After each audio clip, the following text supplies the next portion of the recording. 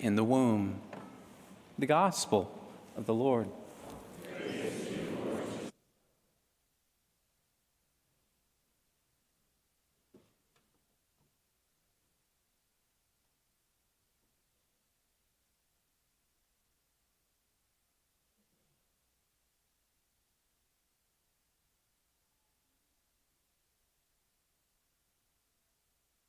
Again, good morning, everyone.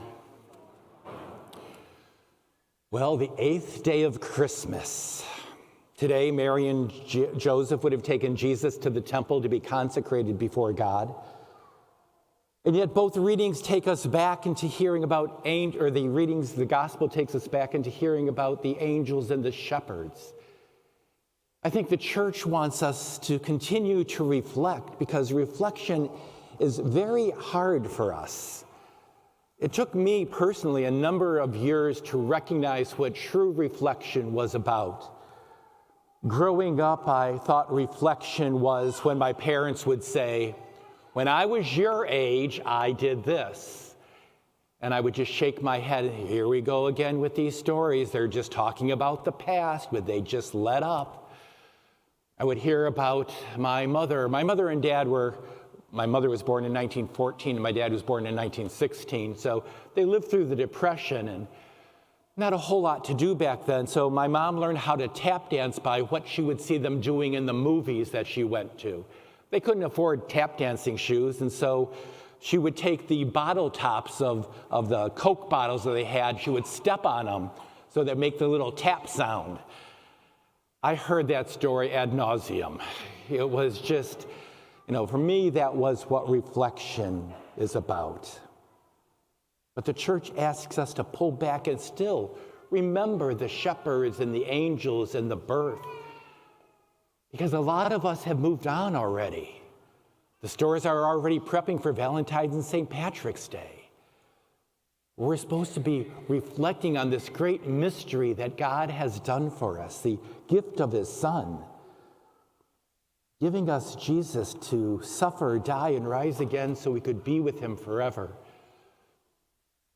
A few years ago, I saw a video clip of a gentleman who was talking about the birth of his newborn son. And as he held him those first few days in his arms, that little baby, and he just looked at him with tears coming out of his eyes, thinking how much he loved this gift that God gave him, how he would never let anything happen to this baby. He would do all he could to protect it. And then he started thinking about Christmas and how could God give us his Son to suffer and die? It was beyond his scope of understanding. That's reflection. To be able to look deep into these mysteries that we celebrate. And I think that's what that line in the gospel keeps bringing up to mind. Mary reflected on all these things in her heart. Luke tells us that twice. Once today with the shepherds and the angels, and once with the Magi. And I think that's the key for us as well, to be able to reflect. Because it's very easy to be disheartened with what goes on in our life or what goes on in our world. We can take the focus off the good as we put our attention on the evil things. Yesterday, I spent probably 8 hours finishing a book that was given to me a few months ago. I got through the first maybe quarter of it, and I put it down. It was called A Song for Nagasaki. And it's been on Hallow Radio. It's been published a couple of different times. But it's about a Japanese atheist who had a conversion to Catholicism. He also lived through the bombing of Nagasaki. He was one of the victims of the A-bomb. And in this story, it tells his journey about how he kept trying to find things and trusting in God no matter what was going on around him.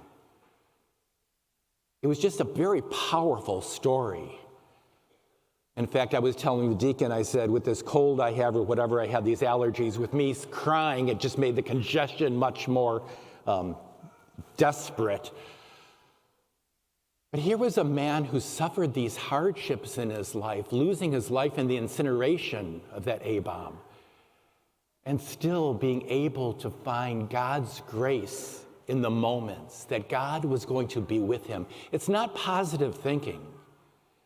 It's looking for God in the midst of the daily crosses that we carry, recognizing that God is with us through everything, whether we're experiencing him or not, but God has a plan for us. Made me do a little bit of thinking, a little bit of reflection yesterday. Think about how infrequently I pay attention to God's blessings when something negative is going on in my life. And there's so many things to give thanks for. I've seen the birth of my friends' children. I've seen new professions in our order. One of our own parishioners was ordained a deacon. Blessings that God has given me.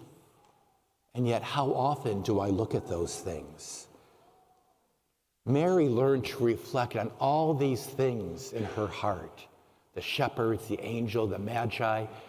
And it must have been those reflections that got her through watching the cruelty that her son suffered. The crucifixion, the beatings, the name-calling. She was able to remember the good things, recognizing that God was walking with her, that God's word would continue to build up the grace in her life. God didn't change her circumstance. She was still poor. Her husband died. She watched her son die. But God was with her through all those things. This season, we're asked to remember God's love for us. Don't let the season slip by without reflecting on the blessings God has given us. May we learn from Mary to reflect on his goodness so that when the daily crosses come, we can carry them with knowing that Jesus is helping us lift our load.